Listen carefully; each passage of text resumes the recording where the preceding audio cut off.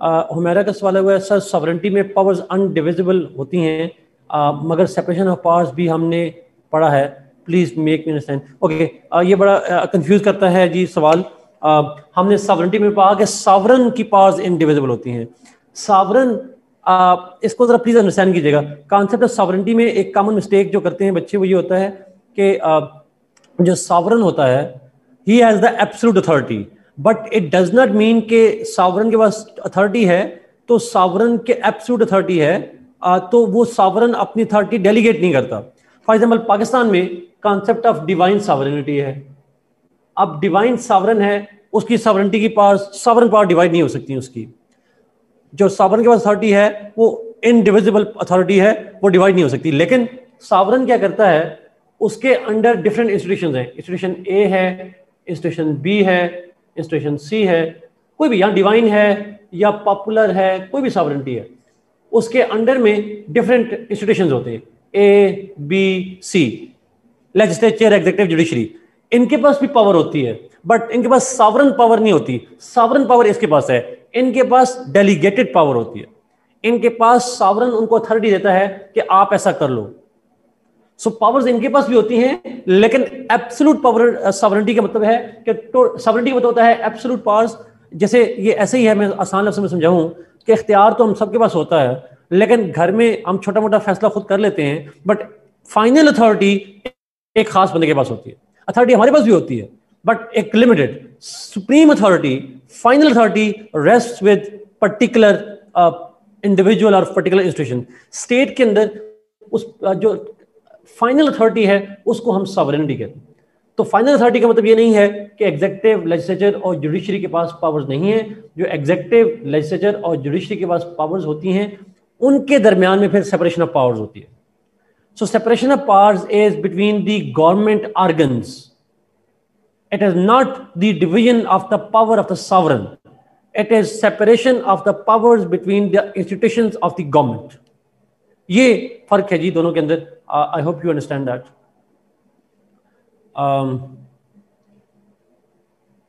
अच्छा, फ्रांस का पीएम और प्रेसिडेंट के इलेक्शन एंड डिसमिस के वे। फ्रांस का प्रेसिडेंट डायरेक्टली अवाम इलेक्ट करते हैं Sajid, people directly elect the president of France. और पीएम जो है वो इलेक्टेड नहीं होता, PM is appointed by the president himself. President PM को अपॉइंट करता है। एक बात तो ये तय होगी। डिसमिसल की जहां तक बात आ गई, president can be dismissed by impeachment. Impeachment के जरिए से प्रेसिडेंट को डिसमिस किया जा सकता है, जबकि प्राइम मिनिस्टर को डिसमिस करने का तरीका ये है, दो तरीके हैं। या तो प्रेसिडेंट उसे रिमूव कर सकता है, या उसे वोट ऑफ नो कॉन्फिडेंस से नेशनल असेंबली फ्रांस की डिसमिस कर सकती है। ये दो method, I hope it's clear now. Constitutional council of France का फंक्शन बता दें, आकिब ने पूछा। कॉन्स्टिट्यूशनल काउंसिल ऑफ फ्रांस का बुनियादी मकसद है इंटरप्रिटेशन ऑफ द कॉन्स्टिट्यूशन। जहां कॉन्स्टिट्यूशन की इंटरप्रिटेशन करनी हो, it is the function of the constitutional council. नाम से ज़ाहिर है, it this council interprets the constitution, that's it. अच्छा, ठीक हो गया रिमशा, उस पर कर दूंगा। एक और सवाल है, इस टेबल के अलावा बाकी countries like Germany etcetera MCQs के लिए प्रिपेयर करेंगे? यस जी, जर्मनी और मलेशिया और ईरान को आप एमसीक्यूज के लिए, और एक दो ईरान के अंदर एक दो टॉपिक बता दूंगा, वो आपने तैयार भी कर लेने, आसान है, लेकिन एक दो टॉपिक और भी बता दूंगा, कर लेंगे। उसकी मैं एक शॉर्ट सी आउटलाइन बना के दे दूंगा आपको इंशाल्लाह। कभी कभी एमसीक्यूज उस पर नोट आ जाता है ईरान के अंदर। डॉक्टर सायरा ने पूछा, जी मैं एमसीक्यूज का लिंक शेयर करूंगा आप लोगों के साथ। I will share the link of MCQs. Saira ने पूछा, sir what about the US presidential elections, I mean how it can be asked and how to attempt in political science papers. Saira, इसके ऊपर political science में presidential election पे 20 number का सवाल नहीं आता। वो क्वेश्चन जनरली आता है कि यूएस प्रेसिडेंट के इलेक्शन, क्वालिफिकेशन और उसकी पावर्स वगैरह का सवाल आ सकता है, या यूएस प्रेसिडेंट का कंपैरिजन आ जाता है विद इंडियन प्रेसिडेंट या किसी और के साथ। उस कॉन्टेक्स्ट में आप इलेक्शंस लिखते हैं, लेकिन पूरा 20 नंबर का सवाल नहीं आता। एक चीज। दूसरी चीज, पॉलिटिकल साइंस में कैसे अटेम्प्ट करना है, आपने बहुत डेप्थ में नहीं जाना पॉलिटिकल साइंस में इलेक्शन मेथड पे, वो आता भी नहीं है उसमें सवाल। अच्छा, रिमशा का सवाल नीचे है, सर फ्रांस के प्रेसिडेंट को परसेंटेजेस चाहिए होते हैं?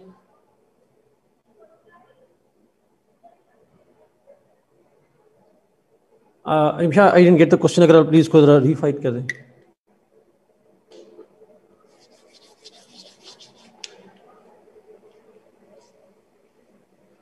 Zanera, thank you for asking a very good question. Again political science की डिबेट हम डेप्थ में नहीं जाते, इसलिए मैंने इसका जिक्र नहीं किया था. होता ये इस तरह के प्रेसिडेंट का इलेक्शन जब होता है तो वैसे तो जो भी एलिजिबल लोग होंगे they are eligible to apply for the president, वो कर सकते हैं अपने आप को एज अ कैंडिडेट. लेकिन वहाँ हमारे यहाँ शर्त ये है कि प्रेसिडेंट का इलेक्शन लड़ने के लिए क्वालिफिकेशन के साथ साथ आपको, जरा मुझे अब एग्जैक्टली श्योर नहीं हूँ, लॉ वाले शायद कंफर्म कर पाएँ, मिनिमम 2 मेरे ख्याल में एमपीएस या एक एमएनए को नाम प्रपोज करना चाहिए. जब इलेक्शन कमीशन में डॉक्यूमेंट जमा करवाने जाते हैं तो उसके लिए आपको चाहिए होता है बेसिकली एंडोर्समेंट कह लें, नॉमिनेशन कह लें, फ्रॉम एटलीस्ट 2 एमपीएस. मैं नंबर पे मैं श्योर नहीं हूं, मेरे ख्याल में 2 एमपीएस है या एक एमएनए है, बट कुछ एमपीएस और या एमएनए की एंडोर्समेंट चाहिए होती है ताकि वो कहें कि जी हाँ हम इस बंदे को जानते हैं, we endorse him for the election of the president. ये मुझे इसलिए याद है, पाकिस्तान में एक कैरेक्टर है शायद, आपने शायद ना साइन चाहिए होते हैं, एग्जैक्टली रिमशा यही है. आपने शायद एंडोर्समेंट उसको हम कहते हैं या नॉमिनेशन कहते हैं. आप में से किसी ने शायद नाम सुना हो अंबर शहजादे का, पंजाब के अंदर एक कैरेक्टर है, किसी ने नाम सुना हुआ अंबर शहजादा?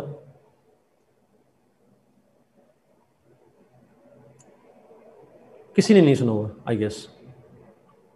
बड़ा इंटरेस्टिंग कैरेक्टर है. जरा यूजुअली यस, ऑब्वियसली जब पार्लियामेंट से इंडोर्स चाहिए इसका मतलब किसी पोलिटिकल पार्टी से बिलोंग करना हो चाहिए उसका, या पोलिटिकल पार्टी के साथ होना चाहिए. ये जरा लाल टोपी, हाँ एग्जैक्टली इस्मान, इस्मान वही वाले. आप जरा देखिएगा जी, उनको कभी सुनिएगा. मैंने उनसे इन पर्सन भी हमारी मुलाकात हुई है, बड़े सेशन हुए उनके साथ. जीसी से मास्टर्स किया हुआ इंग्लिश लिटरेचर में. कॉमेडी कैरेक्टर है, फनी कैरेक्टर है, बट सीरियस कैरेक्टर भी है, शायरी भी करते हैं. अच्छा, वो मुशर्रफ के खिलाफ प्रेसिडेंट के इलेक्शन लड़ने गए थे. अंबर शहजादा नाम से है, शहजादा प्रिंस. अच्छा, वो एक इलेक्शन उनका कार्ड यूट्यूब पे या गूगल में इमेजेस में जाइएगा, बड़ा इंटरेस्टिंग है. तो उन्होंने ना एक दफ़ा हमें स्टोरी सुनाई. उन्होंने कहा मैं मुशर्रफ के खिलाफ 2007 में इलेक्शन लड़ने के लिए गया. मैंने इलेक्शन कमीशन में कहा कि मैंने इलेक्शन लड़ना है. और आप शायद जानते हैं, वो फनी कैरेक्टर हैं, जो लोग जानते हैं उनको. वो एक गद्दे पे सवार होकर गए थे इलेक्शन कमीशन, लिटरली. और उसका गेटअप देख के आप परेशान हो जाएंगे देख के. तो गद्दे पे खड़े इलेक्शन लड़ने के लिए गए. तो जब वो इलेक्शन कमीशन गए तो इलेक्शन कमीशन ने कहा कि प्रेसिडेंट का इलेक्शन लड़ने के लिए आपको तो किसी 2 एमपीएस की एंडोर्समेंट चाहिए. वो एंडोर्समेंट चाहिए आपकी. तो उनका बयान जो कि रिकॉर्ड किया गया, अखबारों में भी आया था, उन्होंने कहा था कि मेरा एक गधा पाकिस्तान के 2 एमपीएस से ज़्यादा क्रेडिबल है. तो he used to say that kind of things. तो मुझे उससे भी थोड़ा याद है ये बात. तो चाहिए होती है. I don't agree with that statement by the way, but just saying it. So कहने का मकसद है कि एंडोर्समेंट चाहिए होती है. मुझे अब ये शो नहीं है कि 2 हैं या 5 हैं, बट कुछ एमपीएस की और एमएनए की चाहिए होती है. सेम विद फ्रांस, दुनिया भर के अंदर ये होता है. लेकिन ये कॉन्स्टिट्यूशन लॉ की डिबेट्स है, इसलिए हम पॉलिटिकल साइंस में डिस्कस नहीं करते हैं. फ्रांस के अंदर भी चाहिए होगा, नंबर्स वेरी करेगा, वहां जनरल पब्लिक भी हो सकती है. नहीं जी, I don't agree with his term because that's a bad statement to quote. हम इंसानों को एनिमल से कंपेयर नहीं कर सकते. ह्यूमंस बुरे हों या अच्छे हों, they are humans obviously. But anyway, let's move जी, I guess to, I guess चलते हैं. चार्ट जरा नासिर ओपन करना जरा प्लीज. चार्ट्स ओपन कर लें जी अपने पास, वो लास्ट जो हमने अप्रोच करना है.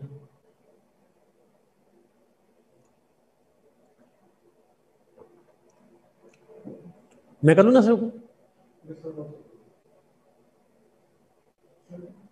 हाँ आप कर लें, आप कर. किधर गया? ओके, अभी चार्ट आता है जी, हम डिस्कस शुरू करते हैं उस पर. हाँ ये वाला.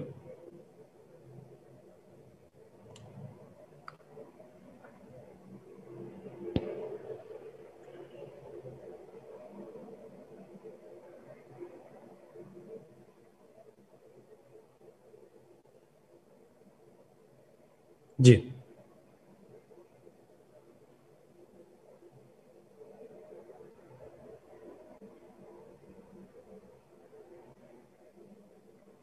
ओके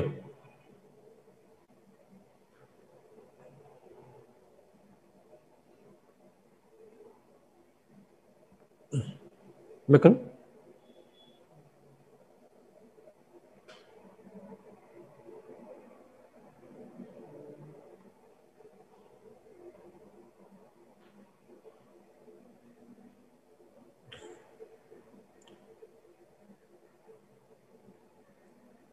ओके अब ठीक है।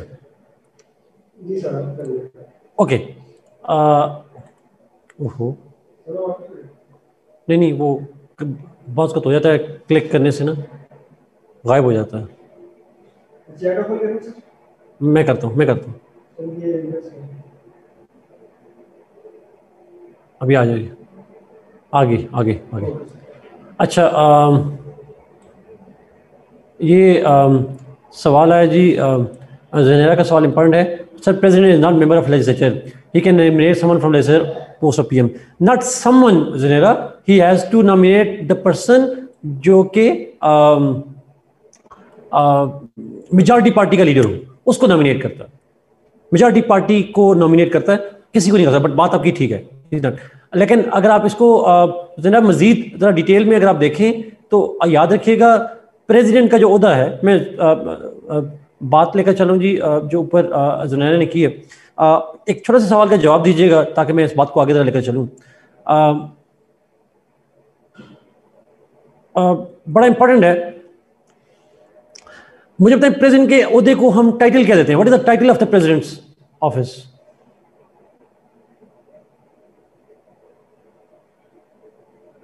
Head of the state. अच्छा अब मेरे सवाल का जवाब दीजिएगा प्लीज। ये जो आपके क्वेश्चन आए प्लीज आपको मैं दोबारा क्वेश्चन पोस्ट करने पड़ेंगे, मैं जरा ताकि चूंकि पॉइंट पे लेके जा रहा हूं। हेड ऑफ द स्टेट का मतलब है, जब इसी पॉइंट को जरा एक्सप्लेन करूं, हेड ऑफ द स्टेट जो है वो पूरी स्टेट का हेड है।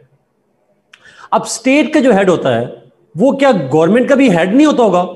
Will he not be the head of the government too? Because state के अंदर गवर्नमेंट भी आती है। कैसे हो सकता है कि जो स्टेट को हेड करता हो उसके सबऑर्डिनेट में जो 4 इंस्टीट्यूशंस हैं, गवर्नमेंट, पॉपुलेशन, टेरिटरी और सॉवरेनिटी, तो ऐसा तो नहीं हो सकता ना कि वो गवर्नमेंट का भी हेड ना हो, वो गवर्नमेंट से सुपीरियर होगा। Not Abdurrahman just in presidential system, वो basically head of the state जो है वो गवर्नमेंट के ऊपर होती है स्टेट, और वो स्टेट का भी हेड कहलाता है। यस वो नॉमिनल हो हमजा या जैसा भी हो, हेड तो कहलाएगा ना। He will be the head of the, वो गवर्नमेंट के ऊपर भी होता है, पॉपुलेशन के ऊपर भी होता है, टेरिटरी के ऊपर भी होता है, स्टेट के ऊपर भी होता है, सॉरी सॉवरेनिटी के ऊपर भी होता है। अच्छा जरा प्लीज इस पॉइंट को जरा गौर सुनिएगा। अच्छा जरूरी है, जो मैं इसको अगर मैं दूसरे लफ्ज़ में कहूं, हेड ऑफ द स्टेट का जो रैंक है, the rank of the head of the state that is higher than the parliament, higher than the prime minister, higher than the judiciary, etcetera etcetera. अब इसकी मैं आपको जरा थोड़ी एग्जांपल है, ये फिलॉसफी है पॉलिटिकल सिस्टम की, ये सवाल बड़ा इंपॉर्टेंट है। देखिए मैंने आपको प्रेसिडेंट की जब पावर्स दिखवाई, मैंने कहा ही कैन ग्रांट पार्डन, बताया था ये बात। अब जुडिशरी सजा देती है, गवर्नमेंट के एक आर्गन में से एक आर्गन है जुडिशरी, वो सजा देती है। माफ हेड ऑफ द गवर्नमेंट नहीं कर रहा, माफ कर रहा है head of the state, Trump कर रहा है। ऐसा ही है, ही कैन डू इट। और मैंने आपका जजेस अपॉइंट कौन करता है? उसमें हेड ऑफ द स्टेट कर रहा होता है सड़क। तो हेड ऑफ द स्टेट या प्रेसिडेंट कह ले, तो कहने का मकसद ये जुडिशियल फंक्शन भी उसका आ गया। फिर दूसरी बात आपको मैंने लिखवाई कि जो एग्जेक्टिव हैं, जिसमें मैंने आपको पीएम लिखवाया, जिसमें मैंने आपको कैबिनेट लिखवाई, जिसके अंदर मैंने बाकी इंस्टीट्यूशन लिखवाए, बाकी एग्जीक्यूटिव ऑफिशियल्स, मैंने कहा उन तमाम को अपॉइंट करता है प्रेसिडेंट। वो किसकी एडवाइस पे करता है वो अलग बहस है, बट अपॉइंट कौन करता है उनको या नॉमिनेट कौन करता है? प्रेसिडेंट या हेड ऑफ द स्टेट करता है। सवाल यह है कि एग्जेक्टिव मामलात में भी उसकी अथॉरिटी है, जुडिशियल मामलात में भी है। इसी तरीके से मैंने आपको कहा था लेजिस्लेटिव अथॉरिटी भी है। और वो अथॉरिटी कैसे है? जो भी लेजिस्लेचर साइन करती है बिल, वो अप्रूवल कौन देता है? Who approves it? Head of the state. तो याद रखिएगा, ये जो उसका रोल आप मुझे पीएम के हवाले से कह रहे हैं, ये पीएम के हवाले से कोई अनहोना रोल नहीं है। पीएम तो एग्जीक्यूटिव कहलाता है, वो तो लेजिस्लेचर को भी इन्फ्लुएंस करता है, लेजिस्लेचर के बिल्स को भी साइन करता है, वो तो जुडिशरी के डिसीजन को पार्डन भी कर सकता है। तो इसलिए ये कोई पॉइंट में रखिएगा हमेशा कि जब हेड ऑफ स्टेट या प्रेसिडेंट को डिस्कस कर रहे होते हैं, you are not just discussing the executive only, you are discussing the legislature. आप पूरे स्टेट का हेड बना रहे हैं उसको। ये उसका एक ब्रॉड। अच्छा, अब मैं इसको समझाने के लिए, छोटी सी बात को समझाने के लिए, आप में से कुछ लोग शायद जानते हो, जरूरी है हाई रैंक वाले बंदे के पास पावर भी ज्यादा हो, जिसका रैंक ऊपर हो उसके पास पावर ज्यादा हो? Is it necessary?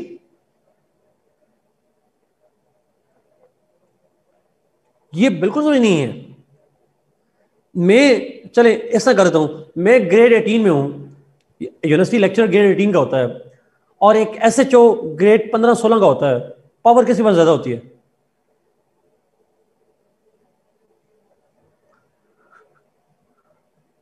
सिंपल सी बात है, एक पुलिस के सिपाही की पावर टीचर से ज्यादा होती है।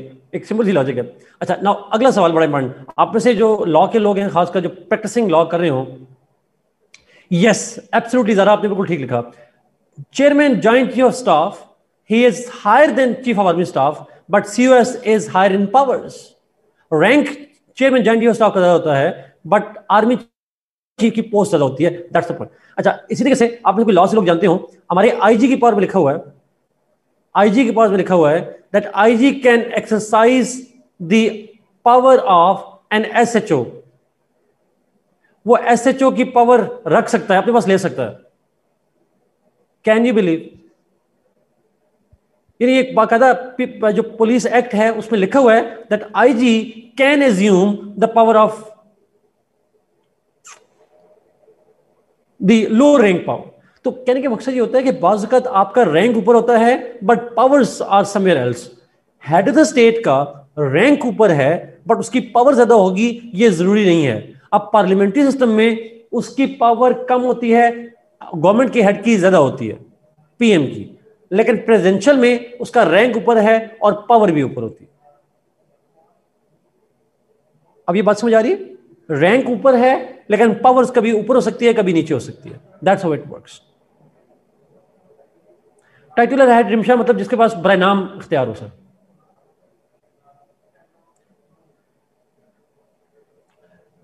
सात पार्लियामेंट्री में head of the government, presidential में हेड ऑफ द स्टेट।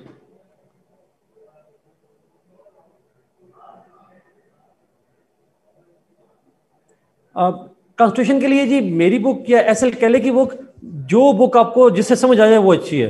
मेरी बुक से अगर आपको समझ आ रही है तो दैट्स एनफ, अगर नहीं आ रही फिर कैले की बुक ले लें। कैले की बुक में थोड़ा लेंथ ज्यादा है सिर्फ, दैट्स द प्रॉब्लम, अदरवाइज वो भी ठीक है। और कैले की बुक में सारे कॉन्स्टिट्यूशन है नहीं, जो लिखा हुआ है वो ठीक है बट उसमें है नहीं।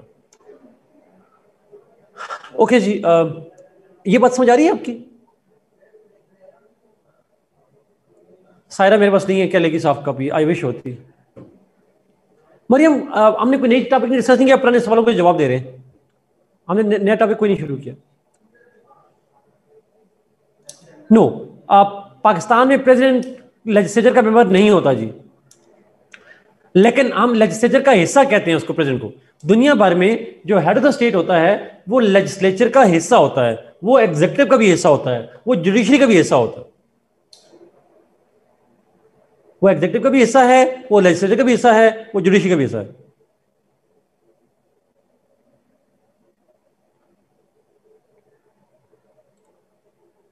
Rimsha, differentiating factors between constitution law and political science. Rimsha, जो मैं कराऊंगा वो पॉलिटिकल साइंस, जो मैं नहीं कराऊंगा वो कॉन्स्टिट्यूशन लॉ। आसान तरीन डेफिनेशन, वरना उसके अलावा मेरे पास कोई और शॉर्ट डेफिनेशन है नहीं, ऑनेस्टली स्पीकिंग।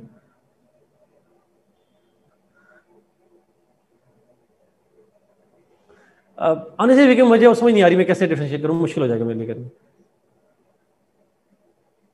इस नहीं, जो उस वक्त की गवर्नमेंट होगी वही कराती है। वैसे इलेक्शन पाकिस्तान के हर मुल्क में अपना तरीका है ज़रा, पाकिस्तान में तो इलेक्शन कमीशन करवाता है, गवर्नमेंट नहीं करवाती।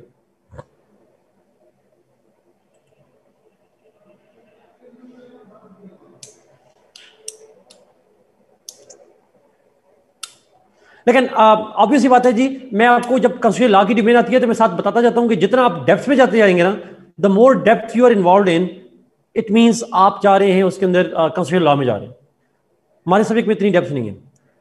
ओके, ओ ये क्या होता है, चलें बाद में करते हैं।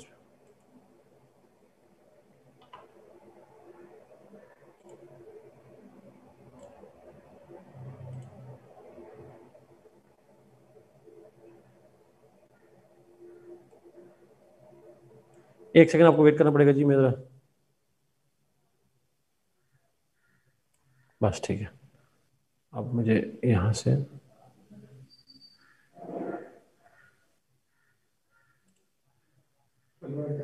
बस आ गया, मैं कर दी, ये देखो आ गया। Okay sir.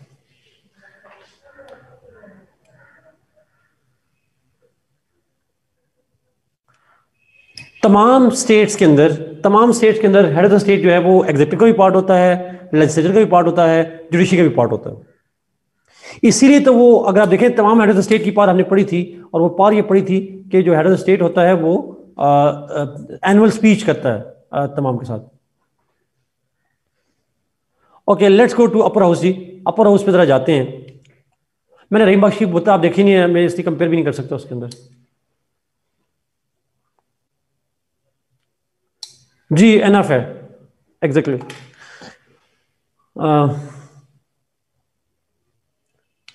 जिस आपको मुझे सवाल समझ नहीं आया तो अगर आप दोबारा लिखते प्लीज। अपर हाउस पे चलते हैं। अपर हाउस के नाम ऑब्वियसली सबसे पहले हमने यूके की बात की हुई है। यूके के अंदर upper house is called house of lords, Pakistan में सेनेट, इंडिया में राज्यसभा, अमेरिका में सेनेट, और फ्रांस के अंदर भी सेनेट। टर्की में अपर हाउस का नाम क्या है जी? What is the name of upper house in Turkey? जो बताएगा। एक नाम है, वन हाउस नाम है, एक ही हाउस है, जीएनए नहीं कहेंगे, और कहेंगे एक ही हाउस है वहां पे। It's unicameral. यस, यूनिकैमरा अच्छा लफ्ज है वैसे।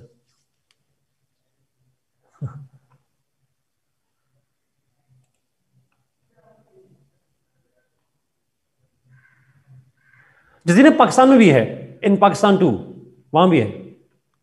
Yes, it's a single house जी, एक ही हाउस है, अपर हाउस होता ही नहीं वहां पे। ओके, तो ये इसलिए देखिए मैंने लास्ट दो लाइनें ब्लैंक खाली छोड़ी हुई हैं, ये इनकी बात करेंगे। कंपोजिशन पे चलते हैं। अपर हाउस के मेंबर्स कितने होते हैं? यूके में हाउस ऑफ लॉर्ड्स के मेंबर हैं 800, पाकिस्तान में है 104, 245 इन इंडिया, यूएस में 100, फ्रांस के अंदर 348। अच्छा, इन मुल्कों में से एक मुल्क ऐसा है जिसके अंदर कॉन्स्टिट्यूशन के अंदर नंबर्स कम कर दिए गए, बट प्रैक्टिकली भी कम नहीं हुए, और वो है पाकिस्तान। पाकिस्तान में 104 हैं करंटली, बट नेक्स्ट इलेक्शन जो होंगे मार्च 2021 में, उसके बाद नंबर्स हो जाएंगे 96। फाटा मर्जर के बाद से नंबर्स जो हैं वो 96 हो जाएंगे। तो अभी 104 बैठे हुए हैं लीगली, कॉन्स्टिट्यूशनली 104 मेंबर्स हैं पाकिस्तान में। बट अगर आप 2022 में देंगे या 21 में फेल हो जाएंगे तो फिर आप जाके जो है वो 104 96 कहिएगा। अभी आपने 104 ही कहने हैं। Okay, next, qualifications. क्या क्वालिफिकेशन होती है? Who can become the member of the upper house? Different, अच्छा सही, टर्म लिखिए। टर्म पहले, टर्म कितने साल के लिए होती है? जो यूके है जी, उसमें तो डिफरेंट है। कुछ तो लाइफ लॉन्ग है, मोस्टली लाइफ लॉन्ग ही होते हैं, they are there for life unless they are dismissed. जैसे पिछले दिनों एक पाकिस्तानी लॉर्ड नज़ीर की डिसमिस हुई है मेंबरशिप।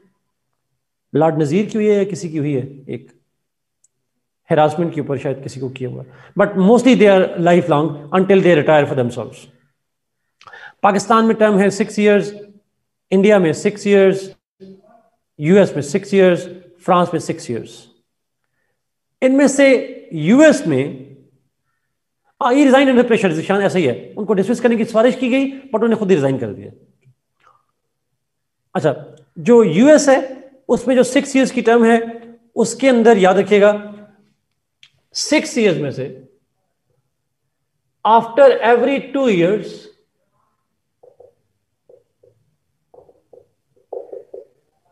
हर 2 इयर्स के बाद 1/3 मेंबर्स रिटायर।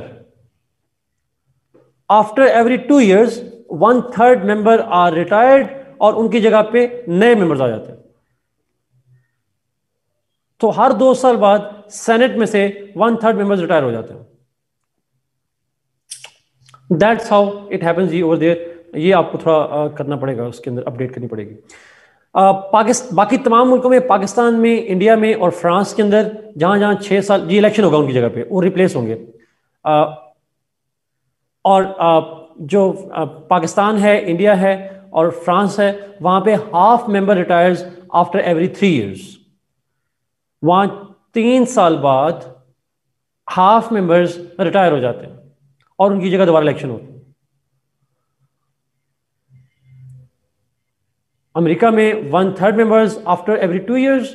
पाकिस्तान, इंडिया और फ्रांस के अंदर half members after every 3 years।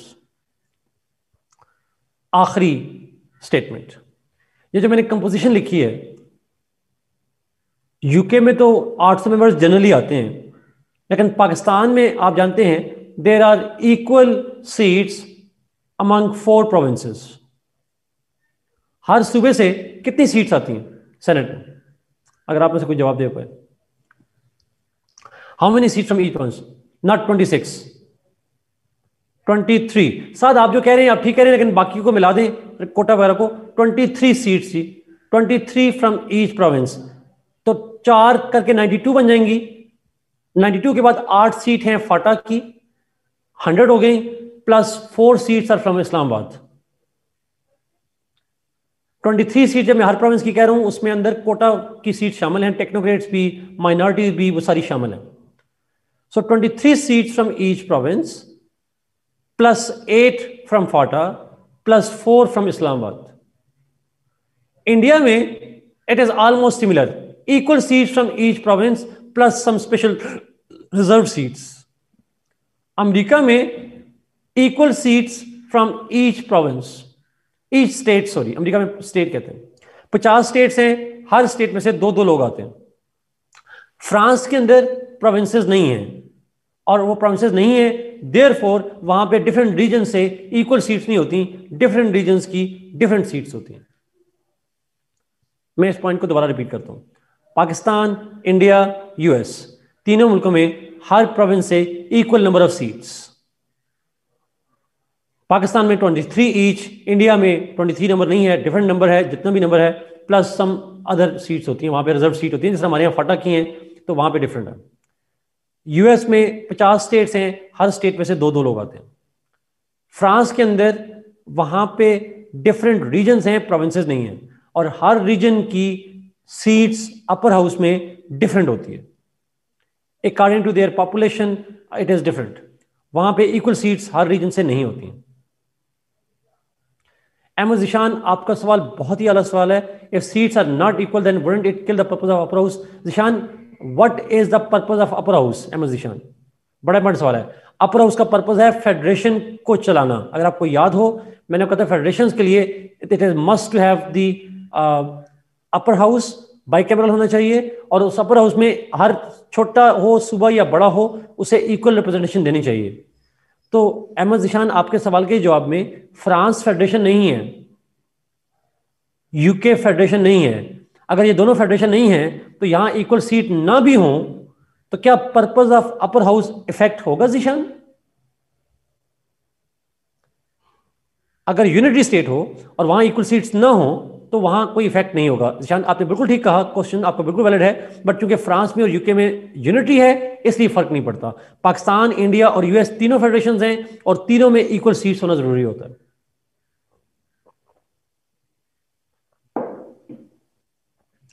Okay, let's move to the next term की बात भी हमने कर ली, क्वालिफिकेशन पे चलते हैं।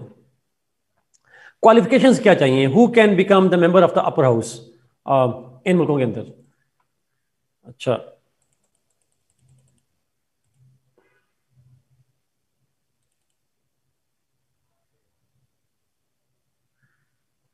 नहीं, एक minute,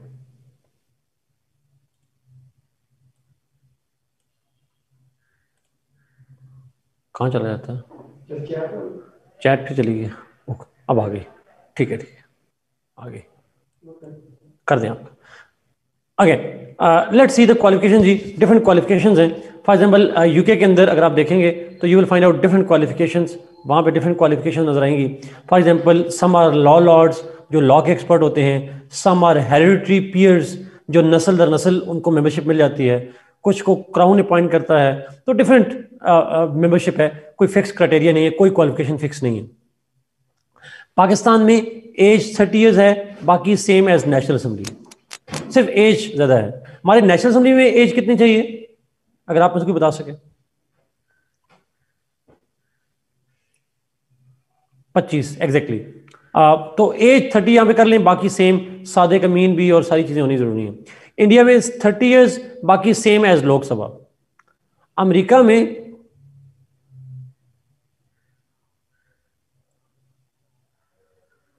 are they 25 years old in national assembly? Mustafa, मेरे ख्याल में बिलावल जब बने थे तो 26 साल के थे, मेरा ख्याल है। 29 साल के नहीं, रिमशा 29 साल के हो गए थे बिलावल। अच्छा, हाँ नहीं, वो मेरे ख्याल में 1988 में पैदा हुए थे। Benazir Bhutto was the prime minister when he was born. Insta पर 29 लिखा है। अच्छा, अब इसमें मैं नहीं जवाब दे सकता जी, आप जनरेशन ज्यादा आगे है मुझसे। खैर, कमिंग बैक, अमेरिका में जाते हैं। अमेरिका के अंदर 30 ईयर्स एज चाहिए सेनेट का मेंबर बनने के लिए, बाकी वही है जो लोअर हाउस की हैं। एक दो चीजें और चाहिए अमेरिका में सेनेट के लिए मेंबर बनने के लिए। The person must be the resident of US for 9 years. मुझे बताएंगे लोअर हाउस में मेंबर बनने के लिए रेजिडेंट ऑफ यूएस कितने साल के लिए चाहिए? Good, 7 years. और प्रेसिडेंट के लिए कितना चाहिए? प्रेसिडेंट के लिए 14 ईयर्स चाहिए। प्रेसिडेंट के लिए 14 ईयर्स। चलिए मैं इसको तरतीब से चलता हूं। लोअर हाउस के लिए 7 साल, अपर हाउस के लिए 9 ईयर्स, और प्रेसिडेंट के लिए 14 years. 7, 9, 14। Lower house 7, upper house 9, president 14 years. ये याद रखिएगा प्लीज डेट्स। और आखिरी शर्त, he must be the resident of the respective state. Her state से 2 मेंबर्स आते हैं अमेरिका में। तो कैलिफोर्निया से जो 2 मेंबर आएंगे, तो वो 2 मेंबर्स लाजमी होना, शर्त लाजमी है कि those 2 people must be the residents of the respective state. वो कैलिफोर्निया से ही होने चाहिए, तो किसी और स्टेट का बंदा रिप्रेजेंट नहीं कर सकता। आगे चलते हैं फ्रांस के अंदर। जी सायरा, एग्जैक्टली। फ्रांस के अंदर 30 ईयर्स क्वालिफिकेशन चाहिए, बाकी सेम एज नेशनल असेंबली, जो फ्रेंच नेशनल असेंबली है।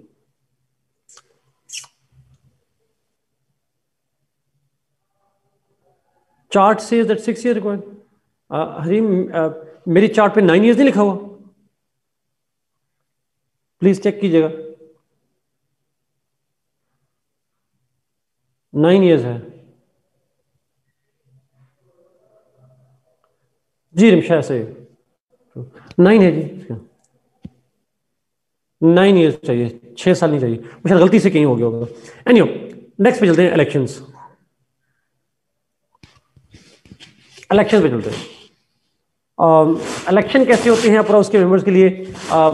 यूके में तो इलेक्शन होते ही नहीं है, वहाँ तो अपॉइंटमेंट होती है, किसी को पीएम करता है, किसी को क्राउन करता है, और कुछ विरासत में जिस तरह पैसे जायदाद मुंतकिल होती है, तो विरासत में मेंबरशिप भी मुंतकिल होती है वहाँ पे।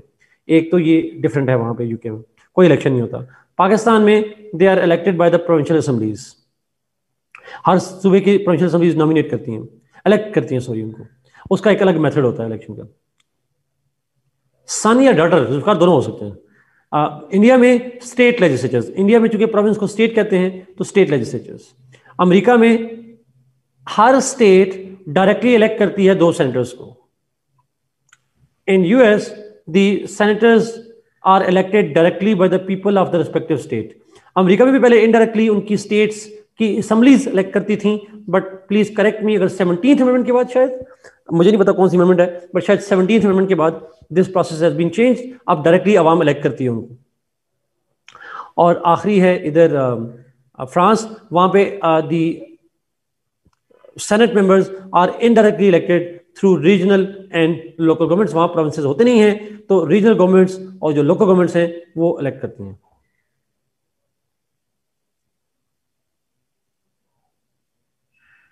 17th अमेंडमेंट है, ओके, दैट्स ग्रेट। ओके जी, let's go to functions and powers. France के अंदर रीजनल स्टेट्स, रीजनल और लोकल गवर्नमेंट जो है वो इलेक्ट करती है उनको, सेनेट के मेंबर्स को। Let's go two powers. Upper house की पावर्स क्या होती हैं? बड़ी आसान सी हैं। तमाम मुल्कों में अपर हाउस का पहला लेजिस्लेशन से रिलेटेड फंक्शन ये है to make law, to amend law, to repeal laws along with the lower house. Lower house upper house के साथ मिलकर लॉज बनाते हैं, लॉ को अमेंड करते हैं और लॉ को रिपील करते हैं। तमाम मुल्कों के अंदर, चाहे यूके हो या चाहे फ्रांस हो, तमाम में सेम पावर्स हैं। दोनों हाउसेस की ऑलमोस्ट पावर इक्वल होती है। एग्जीक्यूटिव पावर से क्या मतलब है? एग्जीक्यूटिव के ऊपर क्या कंट्रोल होता है? What is the control of the upper house on executive? तो अगर आप देखें पहले 3 मुल्कों में, पाकिस्तान, इंडिया और यूके, इनमें upper house can only debate the executive policies. वो डिबेट कर सकते हैं, कोई मेजर कंट्रोल नहीं होता। ना इन्वेस्टिगेशन कर सकते हैं, ना उनके खिलाफ वोट ऑफ कॉन्फिडेंस, ना उनके साथ वोट ऑफ कॉन्फिडेंस, ना vote of no confidence. Upper house में वोट ऑफ नो कॉन्फिडेंस वगैरह नहीं होता, तो अपर हाउस की पावर एग्जीक्यूटिव के ऊपर बहुत लिमिटेड। डिबेट कर लेते हैं, डिस्कशन कर लेते हैं, क्रिटिसाइज कर लेते हैं, रेजोल्यूशन पास कर सकते हैं, बट कोई मीनिंगफुल एक्शन नहीं ले सकते अगेंस्ट द एग्जीक्यूटिव। लेकिन अमेरिका में ऐसा नहीं होता। अमेरिका में अपर हाउस ना सिर्फ डिबेट करता है बल्कि कंट्रोल भी करता है, और वो कंट्रोल सिर्फ प्रेसिडेंट को नहीं करता, एग्जीक्यूटिव की बाकी लोगों को भी कर सकता है। वो कैबिनेट को भी कंट्रोल करते हैं। वो इम्पीचमेंट अगर प्रेसिडेंट के खिलाफ कर सकते हैं तो वो इम्पीचमेंट अगेंस्ट दी कैबिनेट भी कर सकते हैं। वो इम्पीचमेंट उनकी ब्यूरोक्रेसी को भी कर सकते हैं। सो वहां पे इम्पीचमेंट का एक बहुत बड़ा कंट्रोल है। वो इन्वेस्टिगेशन अपर हाउस कर सकता है अगेंस्ट दी एग्जीक्यूटिव, प्रेसिडेंट के खिलाफ, प्रेसिडेंट के किसी कैबिनेट मेंबर्स के खिलाफ उनको इम्पीच भी कर सकते हैं। अच्छा, इम्पीच भी और उनके खिलाफ इन्वेस्टिगेशन भी कर सकते हैं। और एक और फंक्शन है वहां पे, all the executive appointments are confirmed by the officials, all the appointments are confirmed by the Senate. Senate confirms the appointment of the officials. True, Saira, true. Yes, Mustafa, yes. आगे France में चले जाएंगे। Debates executive policy, yes the upper house can only debate the executive policies. France के अंदर भी senate की ज़्यादा power नहीं होती, वो मैक्सिमम डिबेट और डिस्कशन कर सकते हैं। इम्पीचमेंट, इम्पीचमेंट का कल भी मैंने थोड़ा सा बताया था आपको। यूके में तो इम्पीचमेंट नहीं होती, बट बाकी तमाम मुल्कों में upper house and lower house have the powers to impeach. अगर आपको याद हो, मैंने कहा था इम्पीचमेंट स्टार्ट किस हाउस से होती है? Where does it start? The process starts from lower house. तो एक मामले में, तो इस मामले में अपर हाउस की पावर थोड़ी कम है, लेकिन लोअर हाउस से एब्सोल्यूट मेजॉरिटी से पास होती है। फिर जब अपर हाउस में जाता है, when it goes into the upper house, वहां कितनी मेजॉरिटी चाहिए होती है? 2/3 मेजॉरिटी। नो, असद वहां नहीं होती, वहां नहीं होती, अमेरिका में नहीं होता। सो ये कलेक्टिव रिस्पांसिबिलिटी का जो टर्म है, जिसे पार्लियामेंट्री में होती है। ओके, सो अपर हाउस से 2/3 मेजॉरिटी से इंपीचमेंट प्रोसेस होता है। वहां पे upper house as a jury काम कर रहा होता है तमाम मुल्कों के अंदर। एक और डिफरेंस ये है इम्पीचमेंट में, पाकिस्तान, इंडिया और फ्रांस में सिर्फ प्रेसिडेंट की इम्पीचमेंट होती है। अमेरिका में प्रेसिडेंट की भी होती है, कैबिनेट की भी होती है, उसके बाद एग्जीक्यूटिव ब्यूरोक्रेसी की भी होती है, जजेस की भी होती है, एम्बेसडर वगैरह की भी इम्पीचमेंट होती है। वहां तमाम की हो सकती है impeachment. Military power, military power पे जाएंगे तो हमने पहले भी कहा था कि डिक्लेरेशन ऑफ वॉर जो है वो लेजिस्लेचर का काम है। Upper house plus lower house they declare war together, दोनों मिलकर वॉर डिक्लेयर कर सकते हैं तमाम मुल्कों के अंदर। कॉन्स्टिट्यूशनल अमेंडमेंट के अंदर चले जाएं, फिर वही वाली पावर जो हमने लोअर हाउस की देखी थी, they have the same powers. Lower house plus upper house, they both have the power to amend the constitution together. एक हाउस करेगा, फिर दूसरा हाउस करेगा, और वो कर सकते हैं, कॉन्स्टिट्यूशन को अमेंड कर सकते हैं। अमेरिका में 7 कांग्रेस के बाद 3/4 of the states also need to approve the constitutional amendment. वहां पे वो पावर भी उनके पास होती है। अच्छा, फिर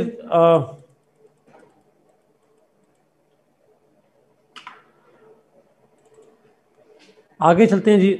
उसके अंदर डिप्लोमेटिक पावर्स के ऊपर अगर हम जाते हैं,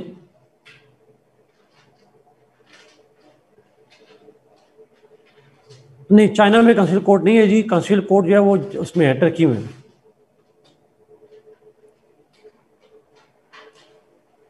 ओके, डिप्लोमेटिक पावर्स पे जब जाएंगे तो डिप्लोमेटिक पावर्स में जो यूएस यूके है वहां पे upper house can debate the foreign policy.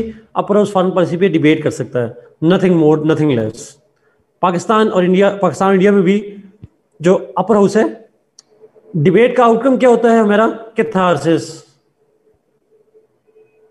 वो अपने दिल की भड़ास निकाल लेते हैं, अपने एक ओपिनियन एक्सप्रेस कर देते हैं, nothing more. Okay, now US में और सी मकसद ही है, मकसद ये है फ्रीडम ऑफ एक्सप्रेशन, अपना ओपिनियन दे देना बस, और कुछ है भी नहीं। अमेरिका के अंदर अपर हाउस की पावर्स इंपॉर्टेंट है, ratification of TT along with the lower house. अच्छा ज़रा प्लीज़ यहाँ पे एक चीज़ करेक्ट कर लें। मैंने कल इसको, मुझे डाउट था और मैंने कल जाके दोबारा इसको पढ़ा है। मैंने कल आपको कहा था कि ratification requires the approval of the Congress, लेकिन मैंने जितना पढ़ा है उसमें यही लिखा हुआ है आर्टिकल 2 के अंदर, दैट रेटिफिकेशन ऑफ टीटी can only be after the approval from senate. Senate से चाहिए होती है। सायरा पता था तो कल क्यों नहीं बताया मुझे? I was wrong yesterday. मुझे करेक्ट किया करें please if I am wrong somewhere. तो सेनेट करता है जी, लोअर हाउस का रोल नहीं होता है इसके अंदर। नो मुस्तफा, मैंने नोट में ये लिखा था। अच्छा, मैंने कल करेक्ट करवाया था।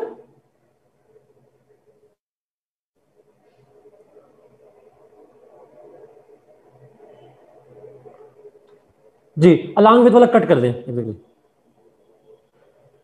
मेरा नहीं ख्याल मैंने कल ठीक करवाया था, बट अगर करवाया था तो फिर मेरी मेमोरी नहीं होगी।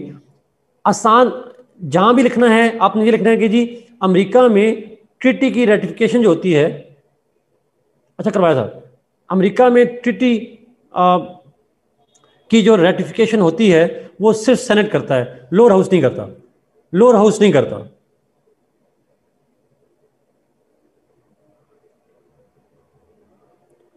जी, तमाम अपॉइंटमेंट्स 3 बार मैंने कहा है, तमाम अपॉइंटमेंट्स, चौथी बार कह रहा हूं, कंफर्मेशन चाहिए होती है उसकी सेनेट से।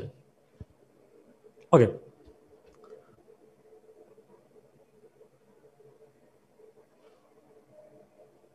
ये बात याद रहेगी जी। Only senate, only senate. सब ज्यादा चला है ओंकली से याद रहेगा हमें। आई नो टाइपिंग मिस्टेक है, बट ओंकली सेनेट जी, ये याद रखिएगा प्लीज। नेक्स्ट पे चलते हैं।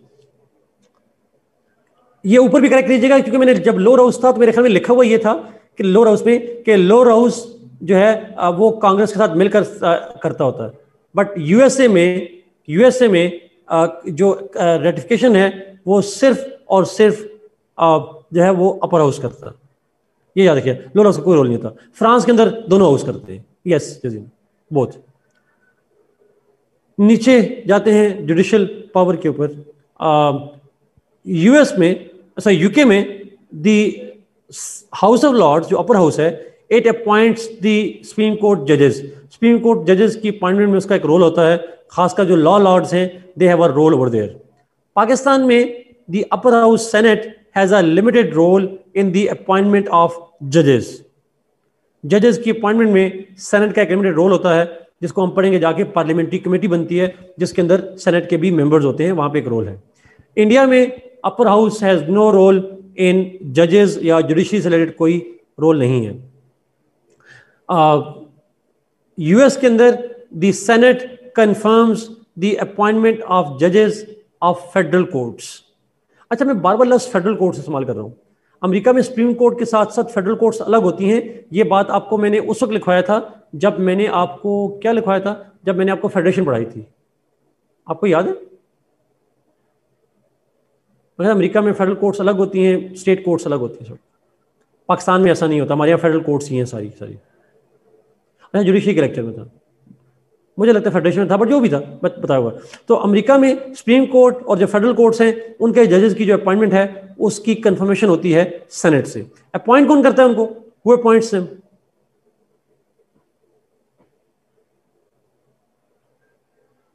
यूएस में हर स्टेट ये प्रेसिडेंट करता है एग्जैक्टली और उनकी कंफर्मेशन जो है वो सेनेट कर रहा होता है। लास्ट पे चलते हैं जी। फ्रांस के अंदर 1/3 members of the constitutional council are appointed by the president of senate. ये भी कल बात मेरे ख्याल में बता चुका था। टोटल कॉन्स्टिट्यूशनल काउंसिल के कितने मेंबर्स होते हैं?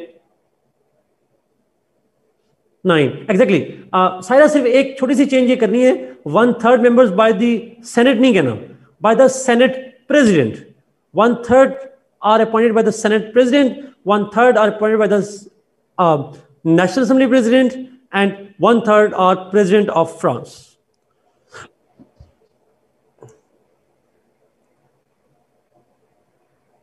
And that is all about it ji.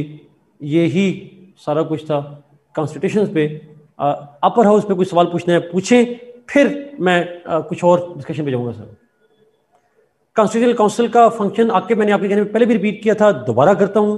Constitutional council का बेसिकली एक ही काम है और वो है कॉन्स्टिट्यूशन के जो आर्टिकल्स हैं उनको इंटरप्रेट करना, interpretation of the articles of the constitution. Naveed, what is the difference between the confirmation and approval? Approval का लफ्ज़ और होता है, कंफर्मेशन का लफ्ज़ और होता है नवीद। टेक्निकल डिफरेंस पे जाने के बजाय कंफर्मेशन से मतलब यह है कि जो प्रेसिडेंट है उसके इख्तियार को चैलेंज, अगर आप अप्रूवल लिखेंगे then that would give an impression that appointment is not the right, senate appoints them. तो यहाँ पे इस केस में senate only confirms not appoints. Approval का मतलब ये होगा कि अथॉरिटी अप्रूवल करने वाले की है, कंफर्मेशन में authority remains with the person who makes the appointment. Mustafa sir, ratification of treaties is only done by the Senate in US. That was the correction, right? Yes, exactly, Mustafa. Yes. Sanan ने पूछा role of house of lords in जजेस appointment. सनान house of Lord में होते हैं law Lord's. जजेस की 2009 से पहले तो सुप्रीम कोर्ट होती नहीं थी। उसके बाद से जब सुप्रीम कोर्ट बनी है तो उसके बाद से सुप्रीम कोर्ट में जजेस अपॉइंट होते हैं वो लॉ लॉर्ड्स की रिकमेंडेशन पे होते हैं। हाउस ऑफ लॉर्ड्स के अंदर एक सिलेक्टेड मेंबर्स हैं जिनको लॉ लॉर्ड्स कहते हैं, उनकी रिकमेंडेशन पे होते हैं।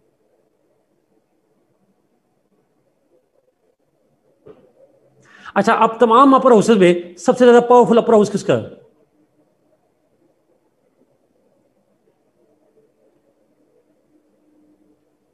यूएस का। That's true, that's true.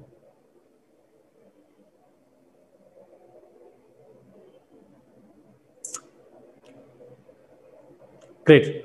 Upper house पे कोई सवाल पूछें जी और?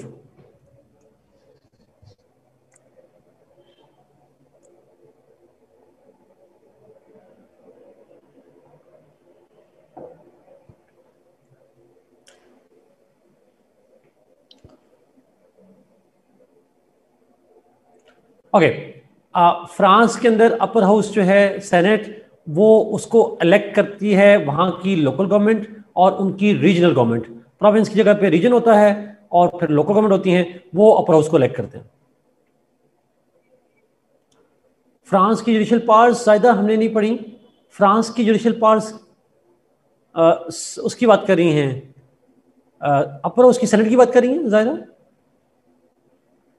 Usman, no no. अच्छा, जी अपर हाउस फ्रांस के अंदर अपर हाउस जो है उसका जो सेनेट कहलाता है, उसका जो प्रेसिडेंट है सेनेट का, जो उसका हेड करता है, प्रिजाइड करता है, उसको प्रेसिडेंट कहते हैं। He appoints 1/3 members of the constitutional council.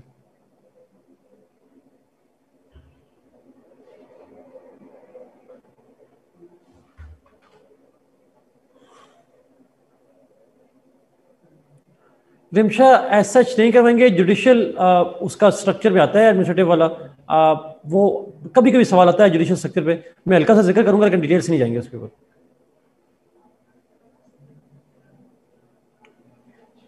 Shahbaz, आपका सवाल क्या है? If a state wants to shift from parliamentary to presidential like Pakistan, what are the implications in terms of government? Implications किसके ऊपर शहबाज? स्टेट के ऊपर, पाकिस्तान की इकोनॉमी के ऊपर, पाकिस्तान की पॉलिटिक्स के ऊपर, पाकिस्तान की फेडरेशन के ऊपर, या जनरली? तो स्टेट का मतलब जनरली क्या होता है? पाकिस्तान में पार्लियामेंट्री से प्रेसिडेंशियल में जाएंगे तो पाकिस्तान की स्टेट वीक हो जाएगी फर्दर, एक जुमले में, और उसके अंदर जो स्मॉलर प्रोविंसेस हैं उनके इख्तलाफात बढ़ जाएंगे और पंजाब डोमिनेट करना शुरू कर देगा in a simple language. So you are doomed. आपके यहाँ national integration will be major threat. कैसे? अगर बात करेंगे तो उस पर भी बात कर लेते हैं. जी सारे मैं भी इसके ऊपर चले हल्का सा जिक्र करूंगा फ्रांस का, अभी करता हूं. अभी सिर्फ अपर उस पे, इस पे जो पूछते अपर उस पे पूछे, फिर मैं उस पे बाकी क्वेश्चन में आपके ले रहा हूं.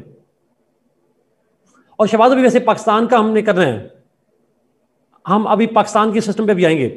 मैं शहबाज इसको इसलिए अभी डिटेल में नहीं बात कर रहा.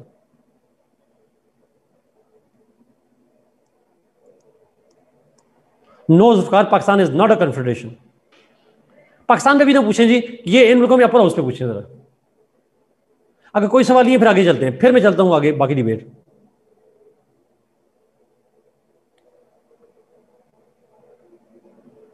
हाँ ये सवाल पढ़ है जजीना, आपके सारे क्वेश्चन पब्लिक प्राइवेट आते हैं, पब्लिक क्या करें please.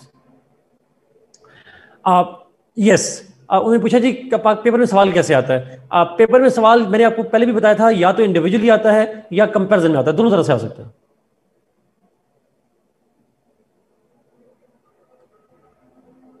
Manur yes, answer is yes. Okay,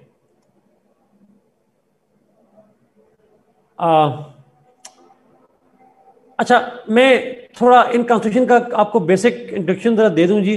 मैंने उस वक्त नहीं दिया था, मेरी तरफ से माजरत. मुझे एक छोटा सा एक फाइल होगी एक्सेल की जो मैंने आपके साथ दोबारा शेयर करनी है बाद में जाके, लेकिन थोड़ा इंट्रोडक्शन में देना चाह रहा हूँ ताकि ये जो डिफरेंट कॉन्स्टिट्यूशंस हैं ये बने कब थे, इनका मतलब कंपैरिजन थोड़ा सा आइडिया आपको देना चाहता हूँ इसके बारे में. ये पेपर में नहीं लिखना आपने, लेकिन इंट्रोडक्शन में आप लिख सकते हैं. जब किसी सवाल था पहले भी इंट्रोडक्शन में क्या लिखना है, तो इंट्रोडक्शन में थोड़ा सा ये जो डिबेट अभी मैं करूंगा हर मुल्क की, तो आपने लिख सकते हैं. तमाम कोई भी क्वेश्चन आ जाए इन मुल्कों के कॉन्स्टिट्यूशन के ऊपर, आप ब्रॉड सा आइडिया जो इंट्रोडक्शन मैं पॉइंट बताऊंगा ये आपके इंट्रोडक्शन का पार्ट होगा. हर क्वेश्चन में कंपैरिजन नहीं करना, कंपैरिजन का सवाल है तब करना है वरना नहीं करना. जी Abdulrahman, answer is yes. Mustafa, is it enough? ये आपने बताना है, मैंने नहीं बताना. ये chart is meant to give you understanding and provide you the structure. सवाल है जी पेपर अटेम्प्ट कैसे करना है, तो पेपर अटेम्प्ट करना है लिखकर. आपने लिखकर अटेम्प्ट करने paper. Okay, let me explain. देखिए क्वेश्चन अटेम्प्ट कैसे करना है, आपने इंट्रोडक्शन लिखना है.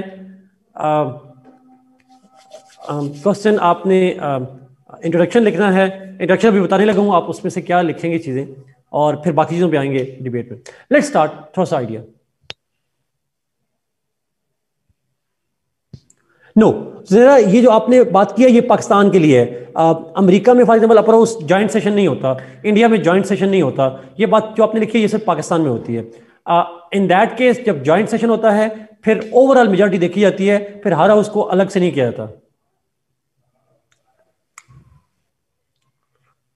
ओके अच्छा, अभी आप इंट्रोडक्शन और कंक्लूजन को ना लिखिएगा प्लीज. अभी आप सिर्फ जो मैं आपको पॉइंट बता रहा हूं ये आपने नोट करने हैं. अच्छा यूके से स्टार्ट करते हैं. थोड़ा थोड़ा इंट्रोडक्शन में देना चाह रहा हूं कि ये कॉन्स्टिट्यूशंस क्या हैं, कब बने थे, आर्टिकल्स किसने बनाया था, आर्टिकल्स कितने हैं, मतलब एक छोटा सा इंट्रोडक्शन. जी शहबाज, अभी हुई है जॉइंट सेशन पार्लियामेंट का हमारा, कुछ बड़े अरसे बाद हुआ है जॉइंट सेशन. लेकिन पाकिस्तान में होता है, दुनिया में नहीं होता है कॉन्सेप्ट जॉइंट सेशन का. यूके, ये जो बातें मैं आपको बता रहा हूं इनका इसका भी चार्ट बना हुआ है मेरे पास, वो मैंने शायद शेयर नहीं किया हुआ, वो आपको मिल जाएगा चार्ट. यूके बहुत से लोग जानते होंगे, यहां पे यूके के अंदर जो एक बेसिक चीज ये है, they do not make distinction between the constitution and the government, sorry constitution and the law. UK does not have any constitution of its own. In UK, law is supreme. Every law is the supreme law. Constitution अलग से document नहीं है वहां पे. There is no separate document of the Constitution in UK. Law क्या है वहां पे? वहां पे law is present in different forms. Some laws are passed by the parliament. Some are historical documents. Some are agreements. Some are conventions. ये जो British constitution या law के सोर्सेज हैं, ये कॉन्स्टिट्यूशनल लॉ में सवाल इन पे आता है, पॉलिटिकल साइंस में नहीं आएगा. बट समझने के लिए जरूरी है, आपको जानना जरूरी है बस. पार्लियामेंट भी लॉ बनाती है. हिस्टोरिकल कोई एग्रीमेंट्स हैं जैसे मैग्ना कार्टा वगैरह है, वो भी हो सकते हैं. ट्रीटीज वगैरह भी हो सकती हैं. कन्वेंशंस या रवायात भी हो सकती हैं. ट्रेडिशंस, कस्टम्स, अलग चीजें. कन्वेंशन अलग है, यूजेज या कस्टम अलग है, but they can be link together. इन तमाम हिस्टोरिकल जो जितने डॉक्यूमेंट्स हैं, पार्लियामेंट के जो एक्ट्स लॉ पास हुए हैं, जो रवायात चल रही हैं, ये सारी मिलाकर उनका लॉ बनाती हैं. तो कोई कंपाइल्ड फॉर्म में नहीं है लॉ. और मुझे याद है जब मैं आपको कंपल्सरी पढ़ाता था करंट अफेयर्स, तो मैंने कहा था, एक लफ्ज़ यूज किया था, they do not have the codified constitution. पता नहीं आपको याद है नहीं याद, ये हमने उस वक्त किया था जब हम पाकिस्तान की न्यूक्लियर डॉक्ट्रिन पढ़ते थे. अब वो इतनी पुरानी बात होगी, अब मुझे भी याद नहीं मैंने कब कहा था, बट आई रिमेंबर हमने कहा था.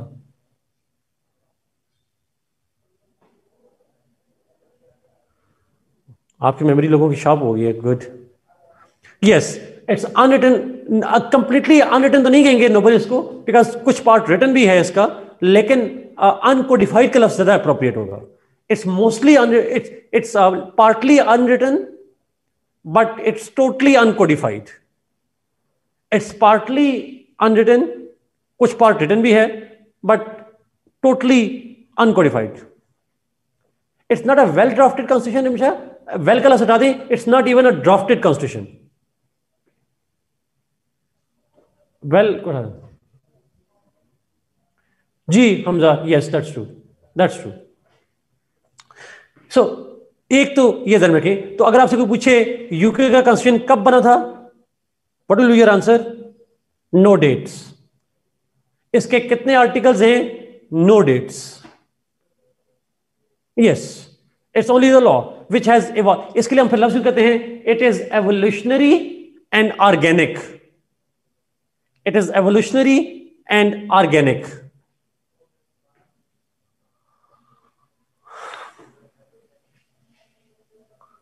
Let's go to Pakistan. अब पाकिस्तान की बात करते हैं.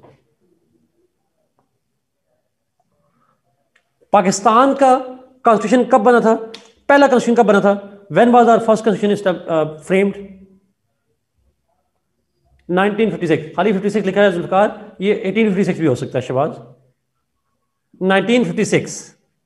अच्छा, तो क्वेश्चन इज, फिर उसके बाद दूसरा कॉन्स्टिट्यूशन बना 1962 में, तीसरा बना 1972 में, और फिर चौथा कॉन्स्टिट्यूशन बना 1973 में. जुल्फकार, पाकिस्तान उस दिन बन गया था जिस दिन पहला हिंदू मुसलमान हुआ था. ये पाकिस्तान स्टडी में लिखा हुआ है. आप ऐसे ना कहें पाकिस्तान नहीं था, रूहानी तो पर था. Okay, coming back to the point. जी 1972 में इंटरिम कॉन्स्टिट्यूशन था. इंटरिम कॉन्स्टिट्यूशन, वो इंटरिम कॉन्स्टिट्यूशन है, फुल फ्लेज कॉन्स्टिट्यूशन नहीं था, बट था तो कॉन्स्टिट्यूशन. 1972 में इंटरिम कॉन्स्टिट्यूशन. अच्छा, एनीहो, हम जिस कॉन्स्टिट्यूशन को पढ़ रहे हैं, द करंटली एप्लीकेबल कॉन्स्टिट्यूशन है, करंटली एनफोर्स कॉन्स्टिट्यूशन है, वो है 1973 कॉन्स्टिट्यूशन पाकिस्तान का. हमारा कॉन्स्टिट्यूशन बनाया किसने था? हमारा कॉन्स्टिट्यूशन किसने बनाया था? नहीं, भुट्टो साहब घर में बैठ के बनाया था उन्होंने, भुट्टो साहब ने। ऐसे नहीं कहेंगे पेपर में आप। It was the national assembly of Pakistan. No, yes, parliament कह सकते हैं आप। भुट्टो साहब कभी ना कहेगा please. Bhutto was only the head of the government, not the person who made the constitution. हमेशा याद रखिएगा, it was the parliament of Pakistan या नेशनल असेंबली कह लें, उसने बनाया था। आप ये कह सकते हैं भुट्टो साहब की लीडरशिप ने बनाया था। It was presented, it was not presented by, it was prepared under the leadership of Bhutto साहब, बस। या in the time of Bhutto. Bhutto का टाइम तो खैर अभी भी है, भुट्टो तब भी जिंदा है, लेकिन भुट्टो साहब के लीडरशिप में बनाया गया था, लेकिन बनाया जो है वो पार्टी ने था, सारा पार्लियामेंट ने।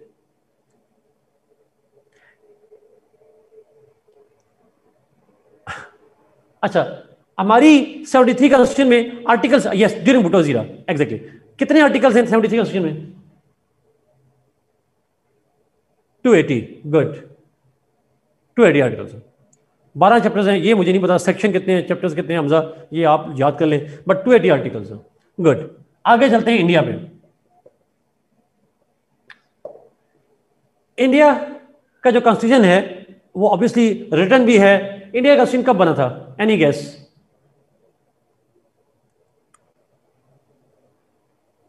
रिमशा इसमें लिखा हुआ है सेकंड वाले में, मेरे बुक के अंदर सेकंड टेबल पे लिखा हुआ है 1950 जी, 1950 मेरी बुक के चैप्टर में लिखा हुआ है ये सारा टेबल।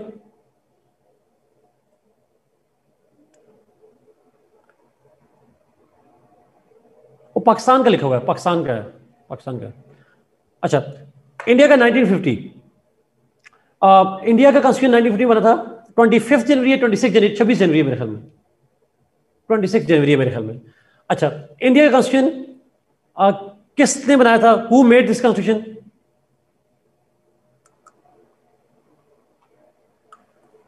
Any guess? तो का नो साथ, no no no no no.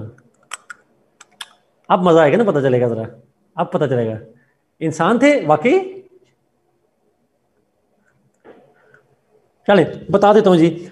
Constituent assembly, उसको पार्लियामेंट नहीं कह सकते आप। यस जनेरा, आपने बिल्कुल ठीक कहा, साथ आपने भी ठीक कहा, constituent assembly. Constituent assembly of India इस पार्लियामेंट ही कहते हैं, बट उस वक्त टाइटल उसका था constituent assembly, that framed the constitution of India. We did Maria, लेकिन वो 56 कॉन्स्टिट्यूशन हमारी कॉन्स्टिट्यूएंट असेंबली ने बनाया था। एनीहो, नेक्स्ट, इंडिया के कॉन्स्टिट्यूशन के आर्टिकल्स कितने हैं? How many articles? 7 ने ऊपर लिखे थे, बट देखना चाह रहा हूं कि मेमोरी कितनी है आपकी।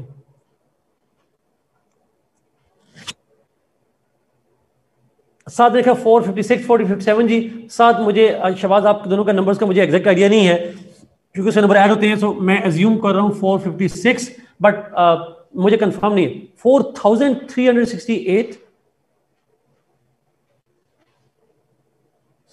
साथ खुदा का खौफ करो, क़यामत वाले दिन इस पे आपको हिसाब किताब होना है, आपका इंडिया वालों ने आपको सू करना है। अच्छा, गलती से टाइप, आई अंडरस्टैंड दैट। अच्छा, जितने भी हैं जी। अच्छा, मारिया लिखा 470, मुझे इसका नंबर नहीं कंफर्म जी, अकॉर्डिंग टू गूगल, ठीक है, आप इसको कंफर्म कर लीजिएगा, वेरीफाई कर लीजिएगा, मुझे नंबर नहीं पता। बट जब ये बना था, जब ये बना था तो उस वक्त 395 आर्टिकल थे रिमशा, इसलिए मैंने वहां पे लिखा। अब नंबर ऐड हुए हैं, आप इस नंबर को ऐड कीजिएगा। आपको आपने काम करना है, आपने काम ये करना है कि आपने गूगल पे जाके इंडिया की लोकसभा या गवर्नमेंट की वेबसाइट पे जाके ओरिजिनल कॉन्स्टिट्यूशन उठाना है, उसमें से आर्टिकल देखने हैं। मैं भी कोशिश करूंगा देख लूं, लेकिन आप भी देख लीजिएगा उसके अंदर जितने लिखे होंगे। Yes, it's the lengthiest constitution in the world. दुनिया का सबसे लेंथी कॉन्स्टिट्यूशन जो है वो इंडिया का है।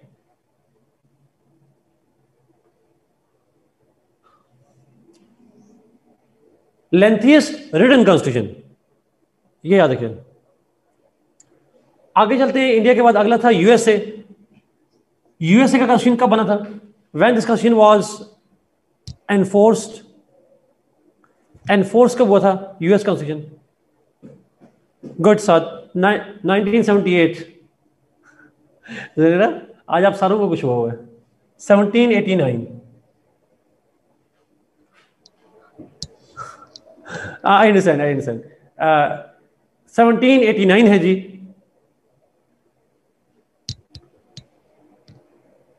Shahbaz, I don't think that way, just saying it. Lengthy constitution actually means that असल में इंडियन स्टेट की मजबूरी है ना, it's world's most diverse state, in ethnically diverse state है, और ये सारी इश्यूज हैं जी। इंट्रोडक्शन में आएंगे अब ये सारी उसके अंदर। यूएस का 1789 में बता, यूएस का कॉन्स्टिट्यूशन किसने फ्रेम किया था? Who frame this constitution? जी रिमशा सही है? नहीं,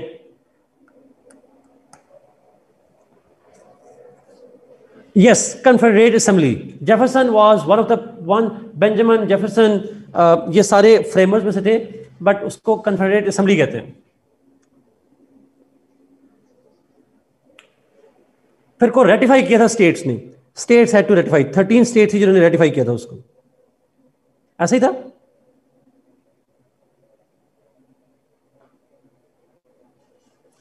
दे ड्राफ्टेड इट सायरा, बट जो उसको रेटिफाई किया था उनकी स्टेट्स ने किया था।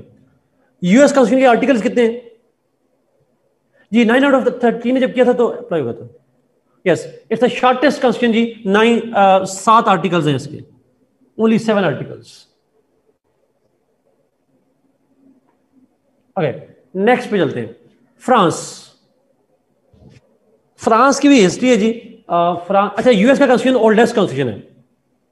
US constitution is the oldest written constitution, सबसे पुराना लिखा हुआ कॉन्स्टिट्यूशन है। फ्रांस पे चलते हैं। फ्रांस का कॉन्स्टिट्यूशन एंड मोस्ट रिजिड भी, हमारा ठीक है। वैसे हमारा आपको एक इंफॉर्मेशन के लिए बता रहा हूँ आप सबको, आप इसको मोस्ट रिजिड तो हम कह देते हैं, बट मेरे सवाल के बाद शायद आप ना ये कह पाए। आप जानते हैं कि सऊदी अरेबिया का कॉन्स्टिट्यूशन क्या है?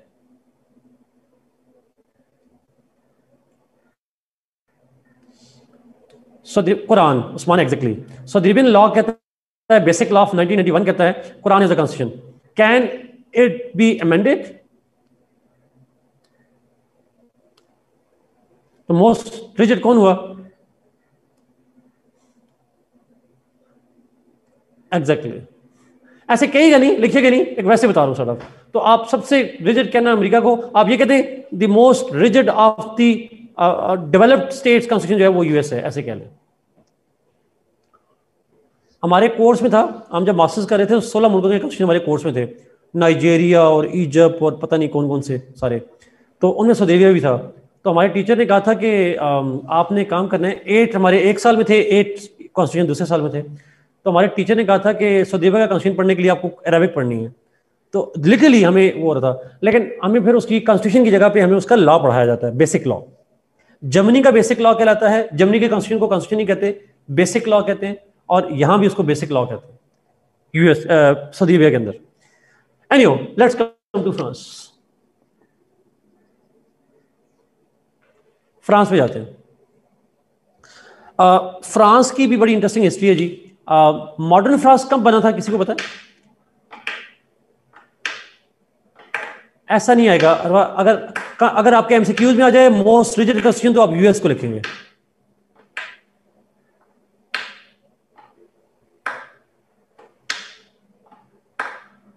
बेसिक लॉ है शहबाज, वहां बेसिक लॉ कहते हैं।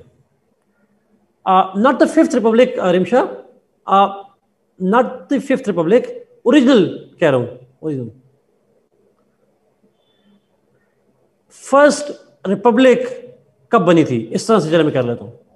When was the first Republic established?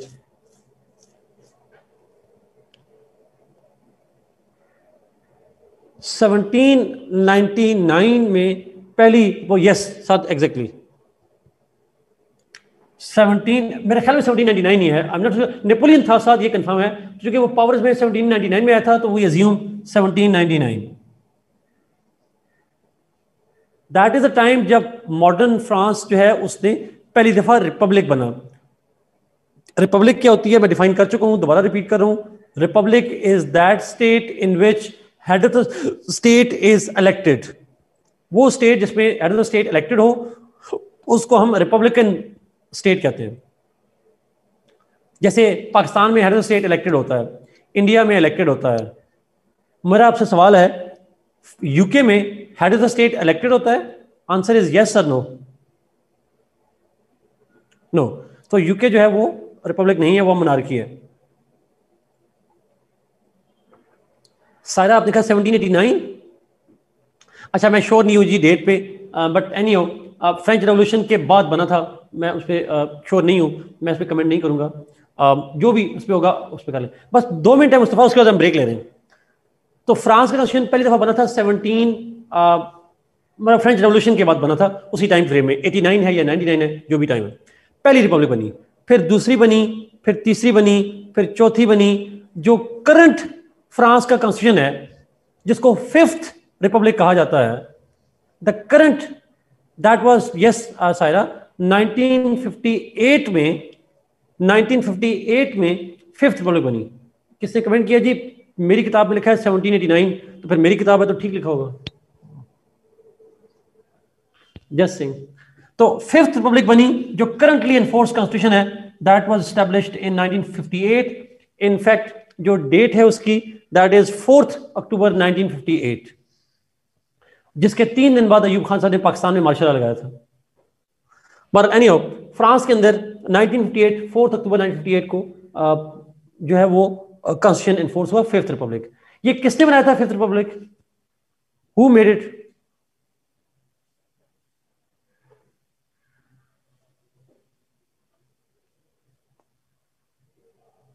Yes Saira, exactly, Charles de Gaulle ji. It's called one man constitution. इसको वन मैन कॉन्स्टिट्यूशन भी कहते हैं। ये किसी असेंबली ने नहीं बनाया, एक बंदे ने बनाया। अब भुट्टो ने वन मैन नहीं था, भुट्टो असेंबली थी, यहां पे वन मैन है। इसके लिए एक दूसरा टर्म भी होता है जो एमसीक्यूज में अक्सर आता है। No, there was no constitutional body Shahbaz, it was de Gaulle himself all alone. और इसको एक और लफ्ज भी यूज करते हैं इसके लिए, title, and it is called tailor made constitution.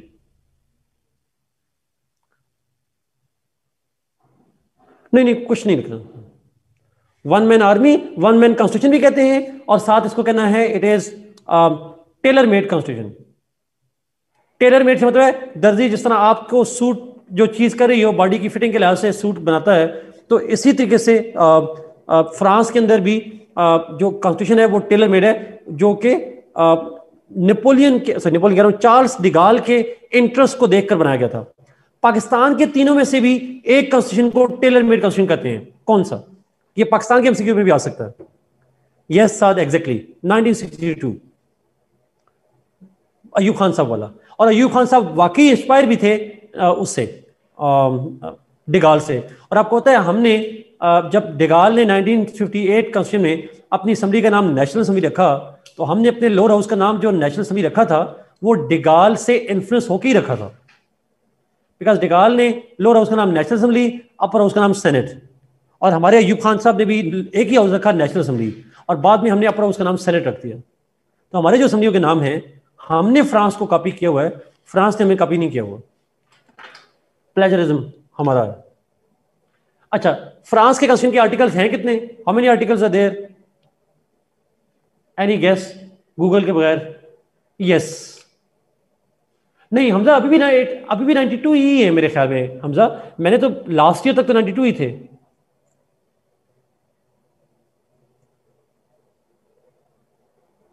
उससे पहले नोबल नाम था हाउस ऑफ पीपल। जरा कंफर्म करिएगा जी, लास्ट ईयर तक जो मैंने पढ़े थे 92 ही आर्टिकल्स से। हमजा लिखा है 89 है। हमजा, अगर आप अपना सोर्स शेयर कर लें जी। We are still on France जी, फ्रांस की बात कर रहे हैं। चले, तो मैं एज्यूम कर रहा हूं 92 आर्टिकल्स ही हैं फ्रांस के अंदर।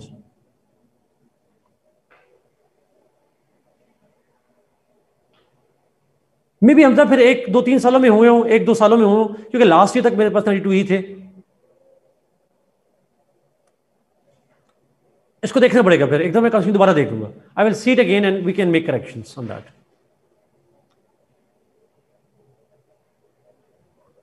ओके, आगे चलते हैं। आखिरी रह गया टर्की का। टर्की नहीं, चाइना भी है। टर्की के कॉन्स्टिट्यूशन भी डिफरेंट रहे हैं। टर्की का पहला कॉन्स्टिट्यूशन तो कमाल अतातुर्क ने बनाया था 19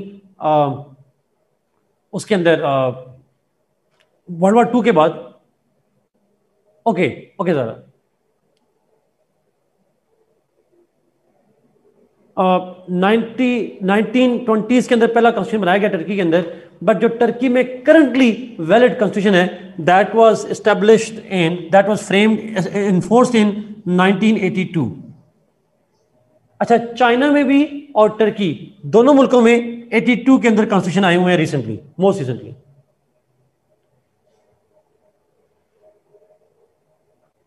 टर्की के अंदर this constitution was made by the military leadership, military martial law में बना था ये कॉन्स्टिट्यूशन। और अगर मैं गलत नहीं हूं तो टर्की के आर्टिकल्स हैं 132। अच्छा, टर्की और चाइना में मुझे मिक्स हो जाता है, एक के 177 है, एक के 132 है। मेरे ख्याल में टर्की 38 सर ठीक कह रहे हैं, 138 आर्टिकल्स।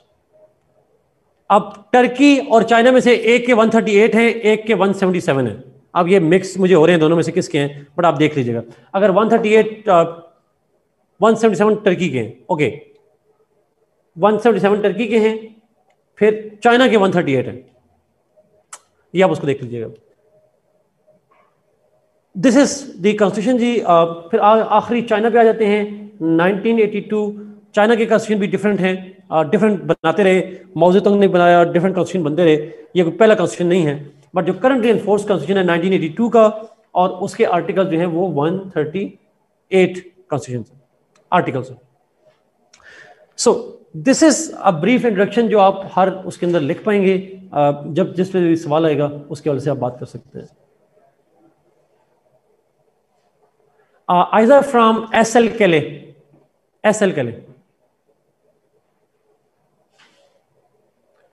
चाइना का कॉन्स्टिट्यूशन किसने बनाया था 1982 में? 82 में प्रेसिडेंट जो थे डेंग ज़ियाओपिंग थे मेरे ख्याल में, प्लीज करेक्ट मी, डेंग ज़ियाओपिंग मेरे ख्याल में he was the president of China जिन्होंने कॉन्स्टिट्यूशन बनाया था 82 में। लेकिन चाइना में जो भी कॉन्स्टिट्यूशन होता है वो कम्युनिस्ट पार्टी बनाती है जी। हमारा जब आप इंट्रो लिखेंगे, इंट्रो के बाद आप क्वेश्चन के अकॉर्डिंगली हेडिंग देखने शुरू कर दोगे। फॉर एग्जांपल क्वेश्चन में लिखा हो कि जी डिस्कस द क्वालिफिकेशन इलेक्शन, तो इंट्रो के बाद आप क्वालिफिकेशन लिखना शुरू कर देंगे।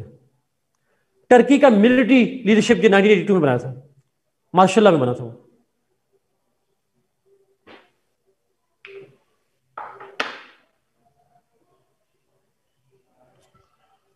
ओके जी, 7 मिनट की ब्रेक ले लें, और चाइना वाला पॉइंट में कर लेता हूँ, 7 मिनट की ब्रेक ले लें जी। क्वेश्चन कंक्लूजन लिखेंगे, कंक्लूजन क्वेश्चन के अकॉर्डिंगली होगा मेरा, उसके अकॉर्डिंगली आपने करना है।